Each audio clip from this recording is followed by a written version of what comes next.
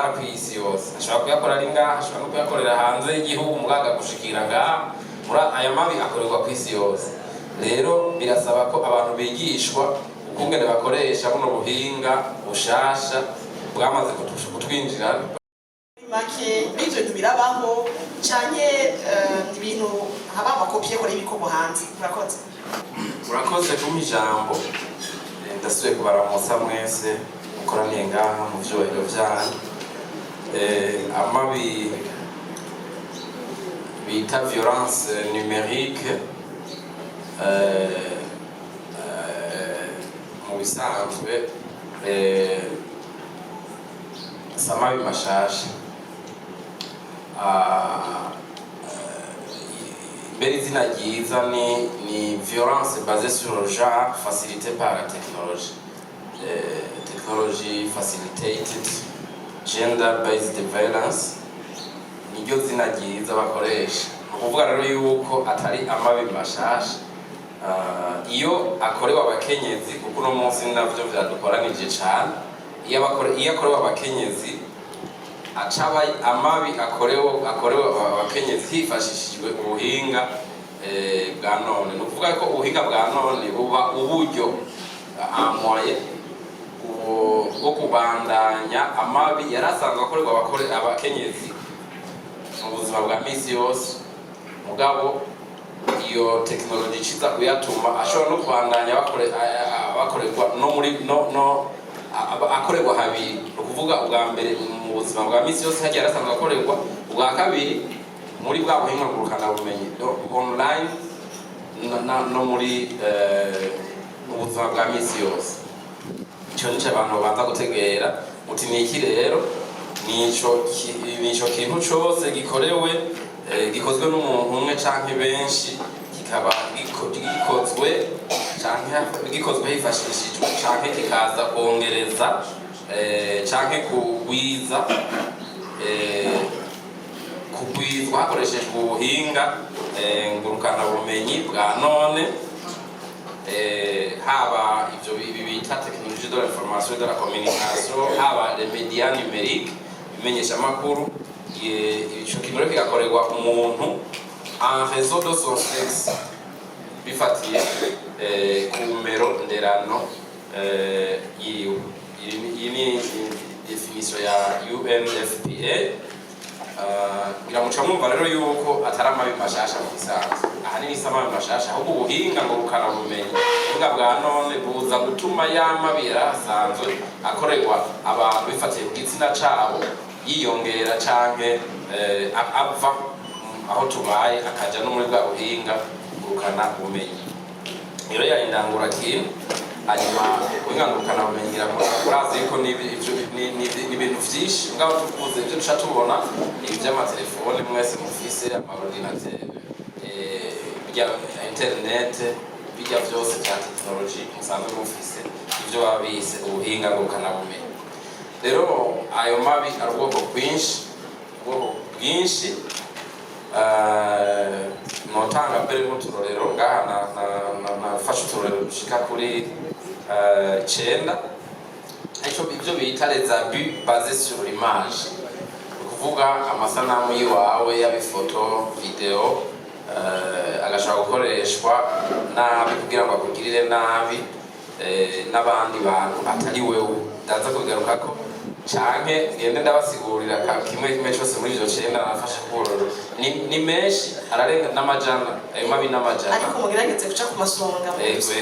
Hariho rero ivyo bita les abus sur l'image, hari ivyo bita usurpation d'identité numérique. Hamwe umuntu agenda agaca afata agakreya konte canke page Facebook canke Twitter akiyita izina ry'iwawe, agashashirako n'ifoto yiwawe, agaca gutangura kuyikoresha agomba kwiba, agomba amabi atandukanye. Ivyo bita usurpation d'identité numérique. Hari ivyo bita cyberharcèlement. Dr. ya muri centre Serukali yabivuze, umuntu ugasanga ariko aramukurikirana ngo fotora naho uri turabe n'ivyo urimo gutya. Cyberharcèlement. Ivyo bita cyberintimidation, gutera ubwoba bacishije muri burya buhinga, haba ku matelefone haba kuri internet. Hari ivyo bita harcèlement en ligne. hari ibyo bita vengeance pornographique, ariko ubu basigaye bakoresha partage non consensuelle d'image intime. Ni ukuvuga yuko amasanamu y'umuntu, les images intimes, ubundi muntu ugasanga arashoboye kuyakwiragiza yayahawe nawe canke atayahawe nawe yayirondereye. Bimwe dogiteri yavuga ati ukazubona baramufotoye hariya ariko aragira ibi, bagaca batangura kuyahanahana cyangwa bamumenasa ngo utagize ibi, utampaye ibi, nca ndabishyira ahabona. Hari ibyo bita shallow fake. Shallow fake ni kujya kuntu ushaka gufata igice kimwe cy'umuntu, ubu tugafata n'ubu wenga nkafotora umutwe gusa, nkacafata uwo mutwe wawe ndawushirako ikindi gihimba cy'umuntu ari gusa canke ariko arakora ibindi bintu, ikati cy'ibifoto mugabo umutwe ukaba wawe igihimba, ibindi bihimba byo munsi bikaba ivy'undi muntu, nkaca ndabicapa uko nishakiye.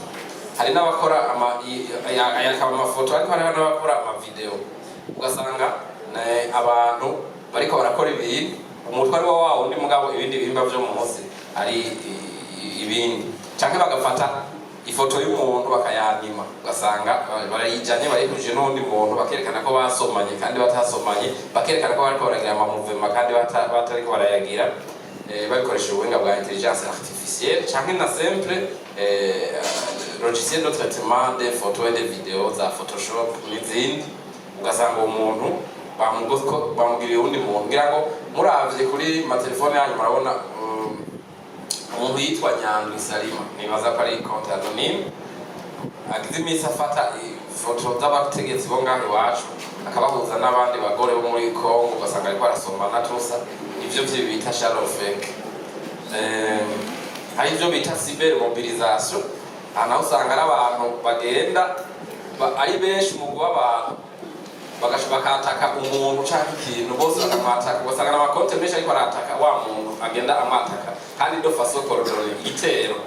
Ibiro biranakoreshwa muri guerre numérique, kugira ngo muravye nko muri Congo intambara iri kuraba muri Est du Congo, murabona yuko nk'iyo hageze ko batuka umukuru w'igihugu cy'uwacu bwa Burundi, usanga amakonte ashika nk'ijana cyangwa 50 yose ariko aramutuka, kandi ugasanga ariko amutuka presque ibintu bimwe, ukabona kandi ko hariho coordination watanguye n'abakurikiye n'abandi bagenda baramvije. Ibyo bita cyber mobilisation. Hari icyo bita doxing.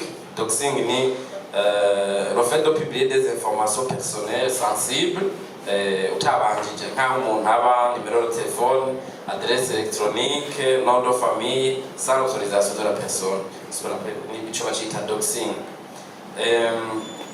Ukuntu rero bigenda birafite cycle, ukuvuga bwa mbere na mbere harabaho publication y'izo message z'iviola, ishobora kuba ari message publication post ou image violente, hanyuma hagacaza ikintu bita algorithme ifavoriza la viralité, ukuvuga yuko imaze kuba publiye abandi baca bayakira, bagaca bayiha logiciel ikiyitanga ku bantu bose bashobora kuyacceda ko, hama bagaca batangura kuyihanahana ku buryo usanga mu nyuma hakaba effet de groupe, trolls, rage, hamwe bikaba bifavorize par l'anonyme.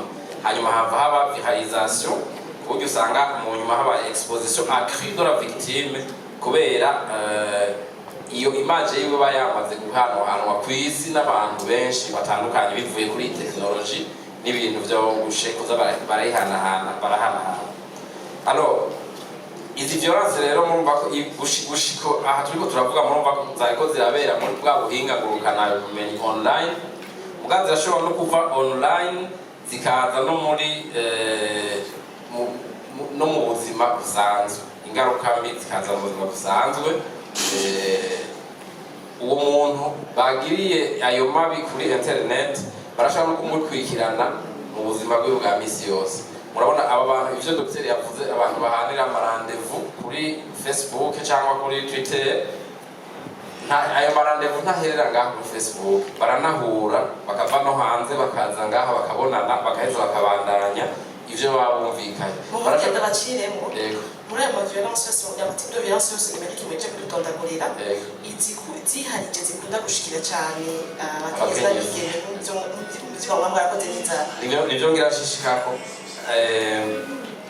umuntu bashaka no kumutumira akagenda hanze bakacamugirira amabi yamaze gushika hanze. Ngaha hari n'abarundi benshi bamaze kugira ibibazo muri Kenya cyane cyane babwira ko bagira abajane hanze mugabo bwa mbere byahereye ngaha kandi muri ho hari bamaze kuba viole bamaze gushika muri Kenya babadamu. Sinzi ko novuga kumwe nayo bameze ku isi ibihugu bikariwa cyane mugabo muri Afrika kuko dufite umwanya muto yego giranya cyo ciko twashaka kugihaba abantu mu nyuma ni mwagiye centre seruka mugabo dufite umwanya muto reka twibane cyane cyane kuri ngaha mu gihugu cyacu cece twibane no kurema bakunda gushikira abakenyezi n'abigeme yego reka rero mugabo mvuge yuko muri Afrika aya mabi ivyigwa bimaze gukorwa byose muri aya mabi byakozwe mu bihugu bisanzwe bikoresha cyane internet. Todo penetration internet ari nini kuko niho bakoresha ubwo buhinga bugize mu bihugu byakozwe ku ivyigwa byo muri Afrika muri ayo mabi yibonekeza ku 90% muri Afrika umva ko no Burundi burimo. Hanyuma rero muti mu Burundi byifashe gute? Mu Burundi nta vyigwa birakogwa vyiharije kuri ayo mabi mugabo mu gipolisi kijejwe guhangana n'amabi aca kuhinga ngurukana ubumenyi service ya cybercriminalité hajya muri police judiciaire barakunda kwakira ayo mabi abayakorewe baje kwitwara. Atwovuga cyane nk'ibitwa bya usurpation d'identité. Ibi birakunda kwibonekeza ivyo bita abus d'image aho bafata amasanamu cyangwa amavideo y'umuntu bagata yakoresha ibintu bitari ivyaha bitandukanye harimo kumuteza isoni no kumutera ubwoba. Ibi birakunda kwibonekeza ngira ngo ejo bundi mwese mwarabonye amasanamu y'umuntu w'umwigeme yagiye ahabona amasanamu yari yarifashe hanyuma araja ahabona yaravuzwe ko n'amajambo menshi mbere si n'irya mbere ajya amasanamu nkajya agiye ahabona aramaze kuja hanze kenshi. Rero nagenda bamenyeshe yuko aya mabi ngaha mu Burundi hari amategeko ayahana kuko abantu benshi bibaza yuko aya mabi ngaha mu Burundi adahanwa kuhaba arahari n'amadosiye aramaze gukorwa yayo kandi no ngaha mu Burundi ayo mabi arahanwa. Nagira mucere mu nkundira ngene ndababwira ivyo vyaha amabi amaze kwitwa ivyaha ko si yose amaze kwitwa ivyaha. Mu nkundire tubagaruka kugira ngo tubwire ko mu Burundi ayo mabi ahanwa n'amategeko ko atunganijwe. Reka ansubire kwa madame Josiane Karibegera asanzwe ari umuntu asanzwe akorera mu bijanye no kurwanya amabi afatiye ku gitsina cyane cyane akora ku bakenyezi n'abigeme. Mbega ayo mabaheje gutondagura umushakashatsi mwige mu buzima bwa misi yose nk'abantu bakora ibyo no kurwanya ayo mabi murabatse kwibona? Merci beaucoup madame. Ego nuko yabivuze amabi ahari mugabo duhagaze yuko muri kino kiringo turimo mu mwanya mwiza yo kuyashira ahabona kenshi n'amabi umure adakunda kuja ahabona kandi n'ibintu bitari bishasha mu Burundi. Ico novuga nokongera ko nuko amahohoterwa canke amabi akorerwa abigeme canke abakenyezi ari asanzwe ahari. Ibintu vyose nta kuvuga ngo biza bivuye hanze uko bimeze kose bifata ishimikiro ku bihasanzwe n'ingene ikibano cubatse ugaca usanga uko gutangana canke les inégalités zihasanzwe zihari ziha inguvu cane ayandi mahohoterwa uburyo bwose aza ameze. Kubera iki? Kubera abapfasoni abagore abakobwa bari plus expose kubera bivanye nuko barezwe cyane cyane ko muzi yuko mu mico sinovuga y'ikirundi mugabo reka amagarare y'uburundi cyane sinovuga n'imico n'imigenzo mugabo ingene ikibano cubatse umwigeme cyangwa umukobwa ararabwa cyane ku bijanye n'inyifato yiwe imibereho yiwe na cyane cyane iyo haje bifatiye ku gitsina biramusubiza hasi kandi abantu bose barabizi. Turegwa uko dukura barabishira ku nguvu cyane ko aho hantu teza kwibara mugabo umuhungu igituma ubona umengo ntibisohoka cyane nuko umuhungu cyangwa umugabo byo bija mu byo twokwita la virilité masculine nico nokwita nk'uko umengo n'ubutwa ni comment dire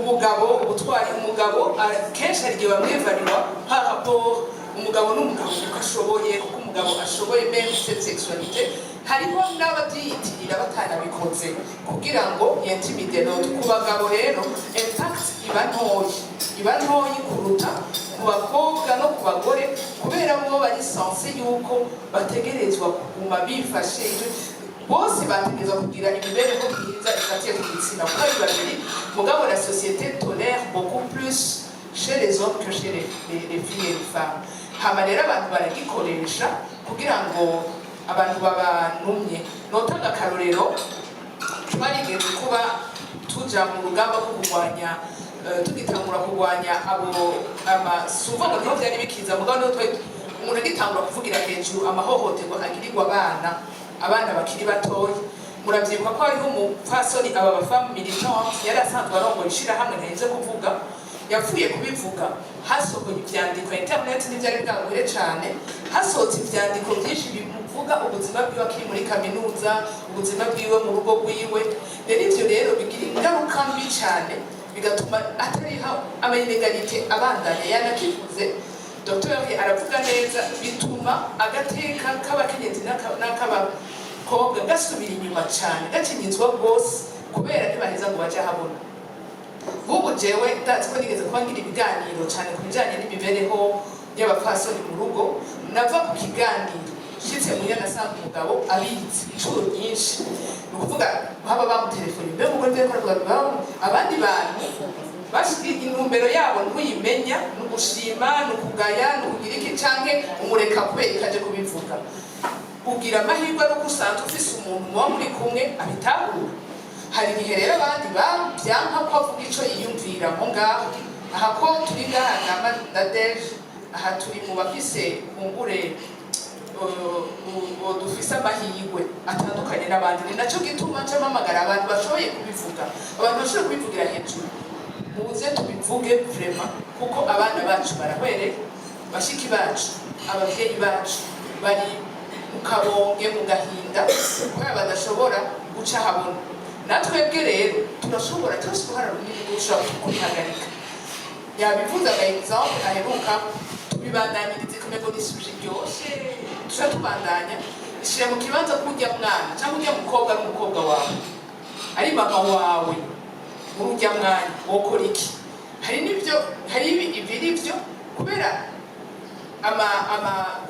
guhana amafoto cyangwa amavideo bivana n'ibihe murimo n'uwo muntu turagaruka kumbure ku nyishu zotangwa ariko ndashaka kubatsa ikibazo kimwe mbega ndabe kuvyo wagiye uravuga menga abantu basanzwe bakora mu vyo kurwanya bene ayo maba bakenyezi bari plus exposés par rapport aux autres barihenze oya sibo bonyene hariho abo kuko baba bashaka kubanumya hariho abamenyesha amakuru nabo nyene bari mu biganiro cane bisanzwe ari ibiganiro by'agateka kazina muntu nabo nyene bari mu mugwi ubangamirwa cyane aho n'abakenyezi bari muri politiki nitwubasiga inyuma n'abandi rero bishika bivanye n'intumbero ubikora afise mugabo imigwi ibangamiwe abari mu gateka kazina muntu yo ujya n'indi ikibazo cya mbere yo ujya n'indi abivuga nkandi be umuntu yomuhoza gute ko ariko avuga ibintu tudashaka kumva hakabaho rero n'abanyepolitiki abafasoni bari muri politiki yagiye atanga n'uburorero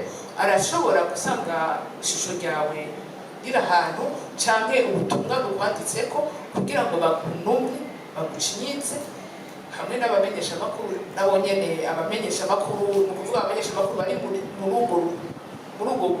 muri iyo domaine en fait murakoze cyane reka imbere ko ngaruka ku muhinga wacu mpakaryo directrice générale wa département du genre numvise yaba ibyo umuhinga yavuze ku bintu bijyanye na violence numérique uko angana amatipe yayo amaforme yayo mwumvise ko n'ujya mu activiste wo mu droits humains surtout les droits des femmes et des filles nawe yabigarutse ko cyane aho atanga n'uturorero mbega mu bushikiranganji cyangwa mu gisata musanzwe muyoboye mwe n'abagore abashikira abashikira ku rugero rungana gute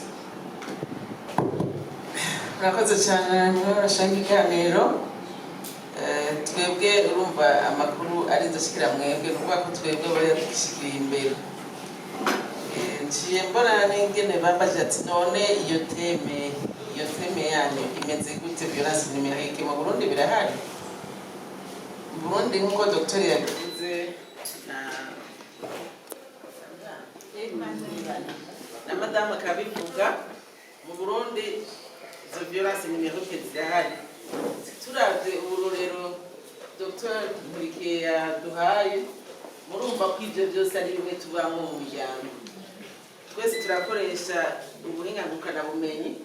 Murabona ko mu gihugu cyacu naho uri ahantu hategereye isagara usanga amasasu ku telefone.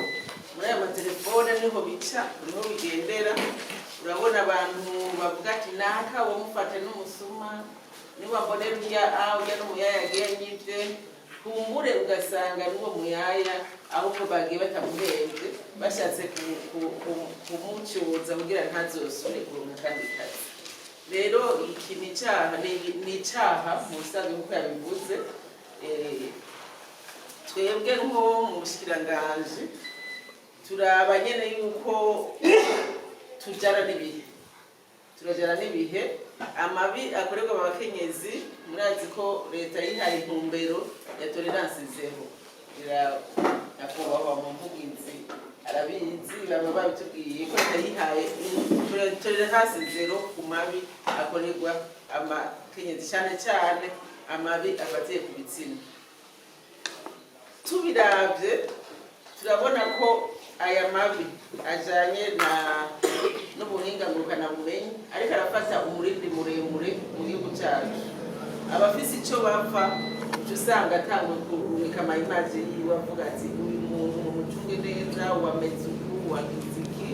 Mugabo rero leta nicyo gituma ikibibona igaca yiha intumbero. Nk'ubu murabona inyuma y'uko iba yarashyizeho igasinya ibya protocole de Maputo nayo iri mu bigwanya amabi akorerwa abakenyezi, naho igihugu kitaragiratisha ariko cyarayisinye. Nuvuga ko muri mise en œuvre mu byo leta iriko irakora, ibyo byose irabikora kugira irwanye ayo mabi akorera abakenyezi.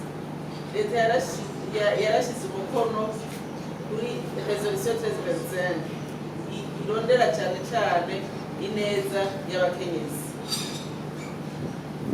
Ibyo twabitanze ko n'amaraporo y'ivyegeranyo mpuzamakungu yerekana uruhara rwa leta iriko irakora mu kurwanya ayo mabi akorerwa abakenyezi no mu guteza imbere agateka k'abakenyezi. Rero mwoba yabivuze Dr. hariho n'itegeko rihana rigahasha iyo cybercriminality. Hariho n'inzego nyinshi za leta bashizeho kugira zihane iyo cybercriminality.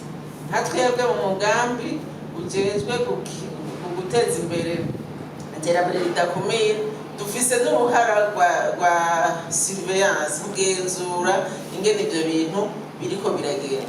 Mwijambo navuze mwumvise yuko nanashimiye Centre Seruka itanguye gushira n'ibiharuro by'icyo gisata hejuru, kuko murabona ni ikintu twahawe na teme twovuga international yavuyemo yajemo ivuye muri teme international. Nuvuga ko mu isi yose barabona ko ibyo byaha bihari kandi ari byo guhana. Murakoze cyane. Mu mbere biko Dr. atubwire atwumvise ko amategeko atandukanye ariko arabihana, yamara kuri ubushakashatsi mwakoze murabona ibindi bintu kumure byo gushika habona byofasha kugira ngo hagwanwe be nayo mabi. Yego, aya mabi rero kuyagwanya ibikorwa ni byinshi. Ngira bibanze mbere mu biri mu mategeko, mu itegeko ryo ngaha mu Burundi rihana ibyaha bikorerwa kuri buno buhinga ngurukanabumenyi, la loi sur la prévention et la répression de la cybercriminalité.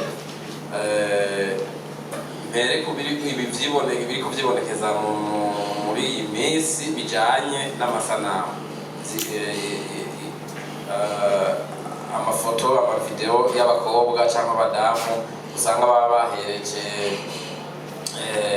abagabo cyangwa abandi bagore bamaze gushwana cyangwa hari ibyo batumvikanye ko bagasha barizishira habona.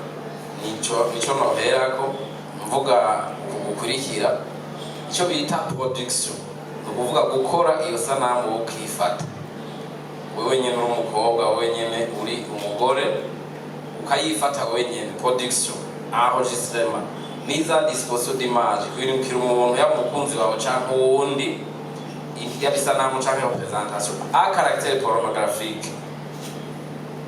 Image ziri a caractère pornographique ngira ngo mbere sinizo gusa hariho iyindi bita image indécente wa caractère pornographique. Ivyo birahanwa n'ingingo ya 45 iryo tegeko aho bihanishwa gufungwa imyaka 5 gushaka imyaka 10 canke kuriha amande miliyoni 20 gushaka kuri 30. Uvuga rero bajya abantu bazifata zia sanamu zikaba ziri a caractère pornographique, ari sanamu zisanzwe ama video asanzwe mugabo atari a caractère pornographique ntabe na indécente aho ntangorane ibiri mugabo ziri a caractère pornographique zikaba ziri indécente nk'akarorero zijya twabonye ejo bundi zijya ibaza ko mwese murabona ko ari a caractère pornographique sivyo canke zitabaye nizo zoba indécente. Rero uwazifashe wenyene kuzifata no kuzibika muri telefone yawe imyaka 5 gushika ku myaka 10 yo gufungwa amande miliyoni 20 gushika ku miliyoni 30. Yaho ni ziri a caractère pornographique, ari indécente myaka 2 gushika kuri 5 amande myaka miliyoni 2 gushika ku miliyoni 5. Image za amasanamu ya pornographique bijya bagenda bagakura kuri internet canke ahandi kuzifise muri telefone kuzirondera no kuzifisha muri telefone iwawe vyonyene birahana no kuziha abandi canke kuzibereka birahanishwa ingingo ya 42 bihanishwa gufungwa imyaka 2 gushika kuri 5 hamwe no gutanga amande miliyoni 2 gushika kuri 5. Bajya rero bajya usanga ababoyi yavuze n'ababone bafise muri cya telefone twiwabo amasanamu ya pornographique bakaza barereka abana canke nawe yo kuba bitunze muri telefone iwawe deja nica wirungika undi muntu c'est encore pire. Bajya bazerekana muri bwabo berekana amasanamu byose murabona yuko ngaha biri privé kandi birahanwa. Nawe witunze wirungikiwe n'umuntu la détention des données obtenues par infraction ko wayikoze wayifashe canke yifashe uwundi yakoze icaha ca production. La détention wewe nuki akaba yifise muri telefone yawe gusa détention des données obtenues par cette infraction yakoze no uwundi turi kuri article 38 bihanishwa no gufunga imyaka 2 gushika ku myaka 5 n'amande canke amande y'imiliyoni 2 gushika kuri 5. Aho rero bimwe bya usurpation d'identité numérique byo bifata bose n'abagabo n'abagore mugabo usanga ama identité bizirika cyane n'ay'abagore kubira navyo nyene biri ku ngingo ya 35 bihanishwa hagati y'imyaka 2 gushika kuri 5 yo gufungwa amande miliyoni 10 gushika miliyoni 20. Rero so procurer pour autrui les images procéder à caractère pornographique nabivuze ujya muntu abafise amasanamu uwa waramuhaye uretse ko aba yamaze gukora icyaha akumenashije ati utampaye iki niki cyangwa iki nzoca ndazishyira habona kandi ivyo birashika ku ngingo ya 50 alinéa 2 ni uwo muntu afunga imyaka 5 gushika ku myaka 10 agatangishwa amande y'imiliyoni 20 gushika kuri 30. Iyo execution de la menace yo naho yakumenashije ko akubwira tutabikoze ndabigira bakaruhira kubikora ico gihano ica kiba double. Rero ni byinshi sinzi kubera umwanya ni byinshi fixer enregistrer intercepter et transmettre izo image naho atwazi kurungikiye ukazikura ahantu naho nyene urahanwa imyaka 2 gushaka imyaka 5.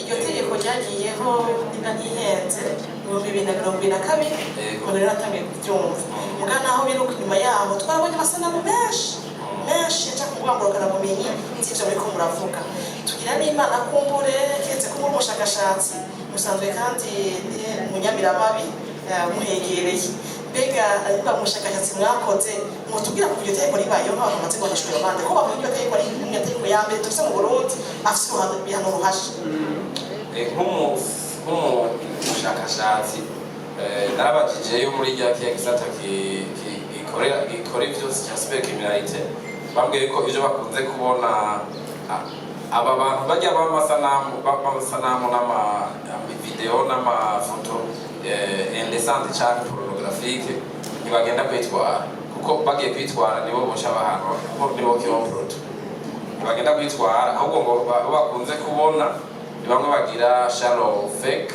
bamwe amasanamu bahindagura bakagira abandi bakunze kubona ngo n'abantu abadamu baba barifashe amafoto cyangwa amavideo ntibayarungikira abandi bantu mugabo bishitse bakagurisha nk'amatelefone yabo ajya kuri bata ugaca usanga ujya agira idandaza yayiguze abanje kuraba idanda abonye ko amafoto n'amasanamu yabo abo nabo nyine ngo baraza kwitwara kandi ibyo birahanwa n'ingingo zo muri iri tegeko. Rero ibiharuro mubikeneye by'abashobora kuba bamaze kuza kwitwara ibyo bambwiye bakunze kubona n'ibyo ntaho tusize nibaho icyo bitosozika tusize sinzi nta kabambwiye abatosizi ne bamaze kugira mugabo mushitse muri ya service mushaka kubaha ibiharuro by'ibyo bamaze gukora bambwiye gusa ibyo bakunze kubona amategeko arahari mweka ubushakashatsi ibindi bintu byokorwa haruhande y'amategeko kugira ngo ayo babagwanywe mu bushakashatsi mwakoze n'ibindi. Ubwa mbere na mbere ni education et sensibilisation kwigisha abantu kugira babanze babimenye kuko nk'ibi by'amavideo barabihanahana mugabo batazi ko bihanwa mwumvise ko bihanwa kandi bihano n'ibinini rero iri tegeko rirakwiye kubanza kwigishwa cyane cyane mwebwe muri societe civile ugatunganya amanama menshi kugira ngo abantu basigurirwe iri tegeko bumve yuko ivyo bintu ari ibyaha kandi yuko bihanwa donc education sensibilisation iki naco no kwigisha abantu cyo bita formation sur la sécurité en ligne et l'égalité des genres no kuvuga yuko abantu ibi bintu aya mabi hariho ayo ushobora kwikingira ashobora gukingwa hakoresheje ubuhinga cyber security no kuvuga bajya abantu ama fournisseurs d'internet ou des services internet hari ivyo bashobora guparametra abo nyene indani bikagabanya anomaly hari n'ivyo wewe ushobora kugira gashama ama modo passe wewe nyine ukabwira parametrage ya telefone yawe kugira ngo ugabanye gushikirwa n'aya mabi hari ikintu cyo kwita sensibilisation sur le consentement et le respect numérique cokogwa abantu bakigishwa l'égalité de genre yabivuze mugenzi wanje cyane mu Burundi yafise ubungene ifata umukenyezi abagabo barafise ukuntu bafata abakenyezi kera byari bikomeye uno munsi biriko biratera imbere umukenyezi abana yafata ikibanza cyiza mugabo kubera ari ibintu biri mu mico n'imigenzo birasaba gukomeza abantu bigishwa bamenye yuko umugabo n'umukenyezi umwe wese ategerezwa kugira uburenganzira bwiwe si ukuvuga ko bangana egalite matematike bimwe bya kimwe bingana kimwe oya bisigura yuko umukenyezi agumara umukenyezi umugabo agumara umugabo bose bakagira uburenganzira bwo kubaho kandi bwo kubaho neza bungana ntihagire uza kurengera uwundi bakabishyira hamwe ahubwo kugira bakorere hamwe bateze imbere urugo kububatsi hariho rero izindi narivuze namaze kuvuga impuze ya mesure technique za parametrage hariho na support juridique et psychologique y'abashikiwe n'ivyo bintu barumvise ko wejo bundi yari yagerageje kwiyahura ariko numvise ariko ngo baramutesheje atarabikora ni ukuvuga ubwiye ubona ubwambure bwawe babushize ku mugaragaro nibaza ko atakibi ikintu tico ku muntu w'umukenyezi murazi neza ko abakenyezi bikwiza kandi hari ibihimba bafuka cyane kurusha ibindi ibyo bihimba rero ucubishije habona ugashaka umugaragaro nibaza ko umukoreye ikibi kibishe kininiya cyane ko ashobora no kwiyahura cyangwa akagira ibyo ni ibintu byumvikana cyane kandi bitegerereka abo rero barakenewe guca bitabwaho bakagira soutien psychologique bagakurikiranwa kugira ngo ibyabashikiye bagerageze kubivamo neza hanyuma amategeko rero ajyanwa yo guhana abakora bino bintu agakurikizwa kandi ababikoze bose bakabihanirwa ababikorewe bakitwara kugira ngo inzego zibishejwe zihane zongere zihashe aya mabi ubwa nyuma rero nuko iki gikorwa cyo kurwanya amabi ari cy'abantu bose imigwi itandukanye si cy'abagore gusa cyangwa abakobwa bishikira cyane ahubwo abagabo nibo bakwiye gutora iya mbere gufata iya mbere kugira ngo bafashe abakenyezi kurwanya aya mabi inzego za leta umwe wese akore icyo ajejwe kugira ngo aya mabi ashobore guhagarara ariko ico namenyesha nuko aya mabi kugira umuntu acahagarika ubunyene ntivyoroshe kuko ibintu bizana ubuhinga bwarakwisi yose ashobora kuyakora ari ngaha ashobora no kuyakorera hanze y'igihugu mugaga gushikira ngaha muri aya mabi akorerwa kwisi yose rero birasaba ko abantu bigishwa ukungene bakoresha buno buhinga bushasha bwamaze kutwinjira bwamaze kudushwara birasaba ko abantu bamenye kubera bukoresha no kungene bikingira amabi yose yozanana nabo. Murakoze cyane reka mbere kwa Madamu Christa Josiane. Eko mwebwe iyo muri kumuragwanya mwe n'aya mabi bavuze bitandukanye byokorwa ndemwe mubigenza gute canke mbega murafise ubumenyi buhagije bukwiye kugira ngo mushobore kubushira mu ngiro mwe n'ayo mabi agwanywa? Murakoze cyane ku kibazo kuri ikintu kitoroshe kuko n'amabi atari mashasha mugabo n'amabi atanguye kuja habona vuba bisigura yuko ubumenyi butaragwira cyane washaka no muri ibi byo gutuma tumanako amakuru ituragira ubumenyi buhagije cyane na cyane abafasoni n'abigeme. Iki kibazo rero kugira ngo ubumenyi bugwire hose nuko tutogifata nk'amahohoterwa canke amabi ukwayo. Aya mabi ahari kandi azokwama ahari mu mwanya tutaragera aho dukora ibikorwa bikomeye byo kurwanya les inégalités de genre. Ayo mahohoterwa yandi les violences basées sur le genre yandi akaba hari kandi akaba kigwiriye mumenye yuko tuzokwama kubona ibitigiri bidutse nukuvuga ko ari ukugwanya amahohoterwa muri rusange kuko les violences numériques c'est un continuum en fait dans le continuum y'ama violence asanzwe ahari musanzwe muzi que nous sommes dans une société patriarcale donc où le masculin domine.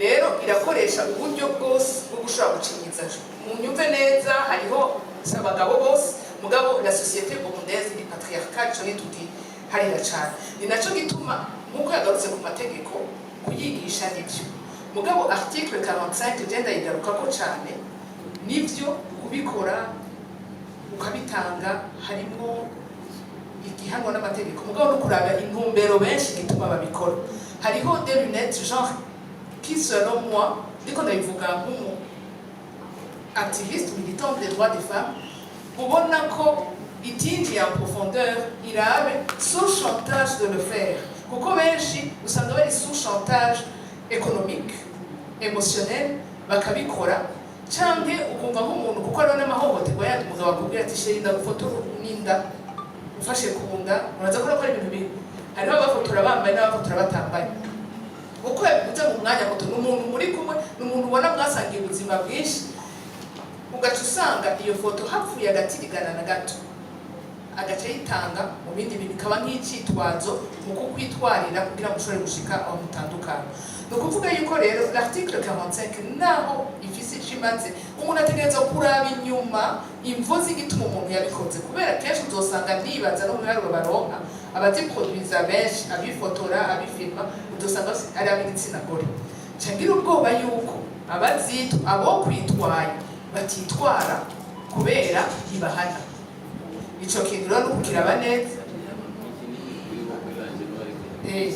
igihano rero kigaca kiza kigacinyiza kikarenforcer les inégalités pour les femmes et les filles qui les produisent sous chantage émotionnel financier canke autre ugaca usanga zikwiye hose kandi bikamutuma afungwa atakaza urugo atakaza agateka atakaza byinshi kubera inone yitwara aranyika akiyahura agatakaza ubuzima rero no kuraba ko l'article 45 est sensible au genre nico ndashaka kuvuga nuko tubimenya twese tugafashanya nkuko yabidusabye tukamenya amategeko ko hari haba cyane cyane no mu ndero dutanga muhira amatelefone hariho abayatanga ku myaka 10 kuri 15 sinivyo byonyene uzurabe kenshi ibyumba by'abana nabo bitanga byine byama bibona kuko ajya amatelefone bayakoresha ijoro ibyo baganira dutegereza kubimenya nk'ababyeyi mbega icyo kintu mbeko mu bihugu babikora batubwiye ko n'abana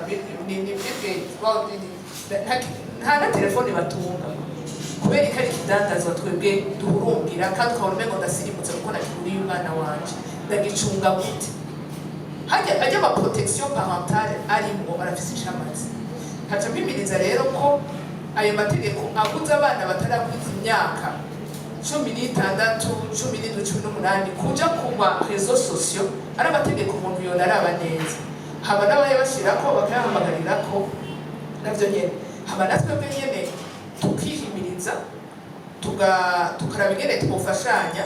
Nagira mpamagara abakobwa n'abagore ngaha cane cane kuco twitara sororité, gufatana mu nda no gufatana ico twokwitara sororité, la fraternité chez les garçons, la sororité chez les femmes, tukagishira mu ngiro, tugahana ingufu. Yatubwiye deje ati hari amafoto menshi y'abakobwa bakora mu nzu kuruta ababoyi. Uyu unye ngo nimuzomwangaje ngo atangishana, uyu unye ngo yarivye, uyu mukobwa ngo yagaburisha n'abana, ama image yiwe agasirkula natwe tugakurikiza turumvikana ubwo gutanga mu magroupe yose. Mbega umunsi bagufashe ko wayitanze nawe kuri iri tegeko urumva ko rigufata, ese tulisensibilize aho hose ni twese. Ivyo rero guhimiriza gutanga ivyigwa ni ikintu gikomeye cyane, no kuraba rero amategeko ahari ko ari gender sensitive ni ikintu gikomeye cyane rwose, no gutanga rero ubumenyi ku ma institution cyane cyane abikoresha. Hariho police, hariho amashuri, hariho ubutungane, bategereza kugira nabo ubumenyi bukwiye mu buryo butegerezwa kuyagwanya. Umuntu ariko arabumviriza harimo cyane icokorwa kibereye, ariko muri make nk'abakenyezi, n'umukenyezi asanzwe ari mu bintu jena gataka k'umukenyezi kurwanya mwene aya mabi, muri ko mukuriye jene kuko nk'umukenyezi ndaza kuvuga jewe kuko sinomenya ico muri ko murakora fidelite, mugabo muri rusange iyi kampanye amashirahamwe menshi y'abapasoni, amashirahamwe menshi n'ay'abagabo baharanira agateka kazina mukenyezi ari kukiva n'aba marezo sociaux. Kubivuga nico kintu ca mbere gituma que tout problème ibera muri privé iba public, parce que la sexualité elle est politique, ni ukuvuga yuko umuntu ategereza kubivuga kugira ngo habe inkurikizi, inyigisho, gukingirwa, kugira ngo ico gikorwa tutari buje inyuma twacisanzemo cyane tukirimo cyane tuzokibamo, ni igikorwa gitegereza kugira gukingirwa cyane cyane ko ari ikintu kiri muri vie privée y'abantu. Ubu rero il faut le dire, il faut en parler. Merci beaucoup au centre Seruka uko yabivuze, yashitse ahabona ibitigiri mu mashirahamwe, ni mu bikorwa by'abakenyezi. Unyibukije ico cyane yuko umuntu yabwiye ati iyo kampanye mwirirwamo yari abapfose nitwe ko turaganira iraturuhisha kuko nta gihinduka, ndabwo ushaka hahinduka iki. Hariho abagore bakinga uri gukora iki wowe nk'umupfasoni, hacanza ko uruhara rw'abapfasoni n'abakobwa gusa, uruhara rw'abagabo, kuko nakivuze, kuko udakingiye mama yakuvyaye, udakingiye umukobwa wavyaye, udakingiye mushikawe n'umupfasoni wawe, nabo bose bagukomokako, nukuri izo batacikurakora. Kandi duhe n'indero abahungu bacu, kubera ko imbere turiko turakingira abakobwa, tubakingira kubera babandi tutariko turakora ngo tubarinde, turiko turera gute abahungu bacu, turiko turera gute abagabo, kugira ngo bamenye ko ari ikizira, bamenye yuko naho umuntu wamusanga ari gusa umufuka. Ico rero ntidushire ingufu nyinshi muri protection, j'insiste, kuko bajya duproteja bafise ingufu nke, bari muri système de domination, bari muri système kutivugira, ukabatuma kwigwanira. Ahubwo dushire ingufu mu kurera, tukagwanya la masculinité toxique, ako kanyarigabo kabi gatuma abantu bakora ayo mahohote. Niho dutegereza gushira ingufu kugira ngo dushobore kubigwanya cyane. Murakoze, reka kumbure dusozerere mu bushikiranganje bw'ubutungane agataka muntu hamwe n'iterambere ndakumira. Mwumvise ibitari bike, haba ku bushakashatsi byokorwa, haba ku basanzwe bari mu byo kurwanira mu kurwanya amabaka afatiye ku bitsina, ibyokorwa n'ibyo bariko barakora. Nk'uko muri centre Seruka babivuze bati les violences faites au genre, basées sur le genre évoluent, les solutions cyangwa les réponses doivent évoluer aussi.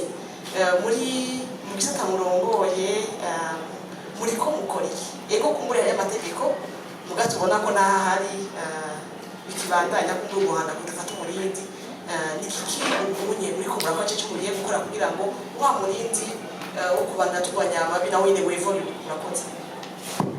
Murakoze cyane Madame Fidelite. Twebwe mu bushikiranganje bw'ubutungane hagati y'akazina mu iterambere ridakumira turi ku kivi nk'ubu mu gisata gisanzwe kijejwe ndongoye gisanzwe kijejwe umugambi w'iterambere ridakumira. Twarashize hamwe abo dusanzwe dufashanya gukora abo novuga les partenaires au développement et les partenaires sociaux. Turi muri groupe imwe igwanya ayo mabi ahohotera abakenyezi. Nk'ubu duhereye kuri kino kivugo kuva tuba turi mu myiteguro yo gutangura ingesengeza ry'iminsi 16 rijejwe kurwanya ayo mabi afatiye mu gitsina, twarabakoranije turamatigirana inama zishika nka 4 twumvikana icokorwa. Mu ntango twatanguye kwevaluwa kampanye z'imyaka iheze zashyitse kuki ayo mabi yobagwira yobagabanuka. Mwaca tuja kuri ya ngorane y'ingene abajejwe kwegeranya ibiharuro begeranya ibyo biharuro baravye ubwoko bw'ayo mabi. Nk'uko rero yabivuze nyakubahwa Dr. ayo mabi ajyanye n'ubuhinga ngurukanabumenyi ntitwari bwayashyire ku ruhara cyane. Tugiye gukabuka ubwenge n'iyi teme internationale y'uno mwaka.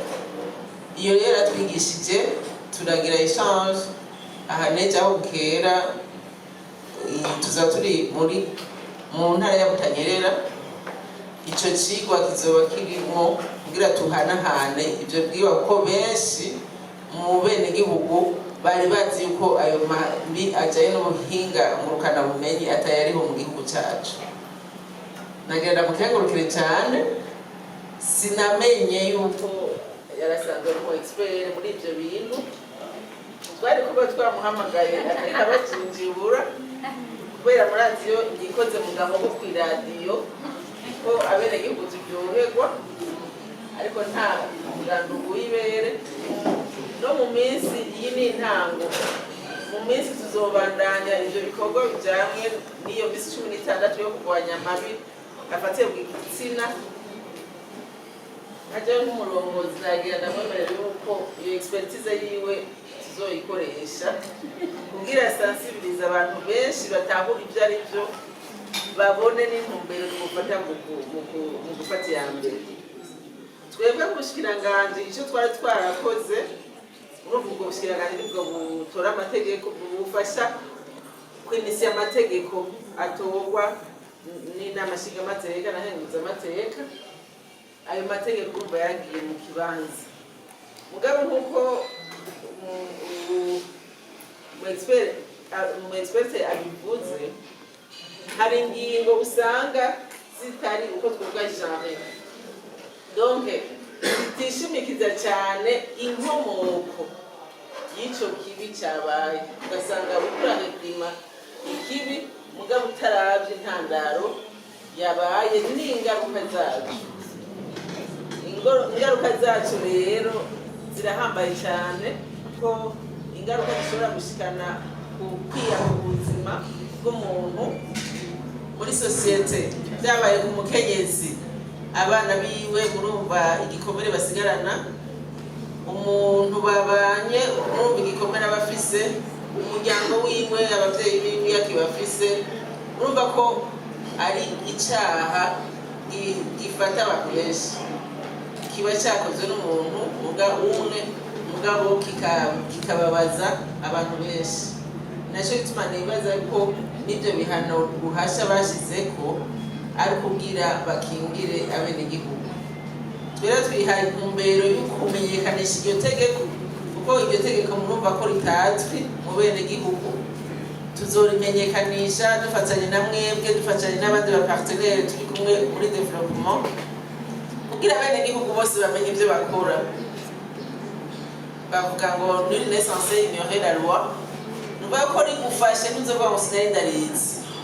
Umwenegihugu wese arakwiye kumenya amategeko ari mu gihugu cyane cyane amategeko ahikingira bene gihugu kugira dushike ku iterambere rirama. Murakoze. Ego, murakoze namwe tubabashimiye. Ego, mbere ko tubandanya nagira sabe abantu bari bazi ko iyo igitego rya cybercriminalité ko rihari bahaguruke. Abantu bari basanzwe bazi ko iryo tegeko rihasha bijyanye na cybercriminalité ko bahaguruka. Nacu muri izi, muri izi nahaguruke ndasabye.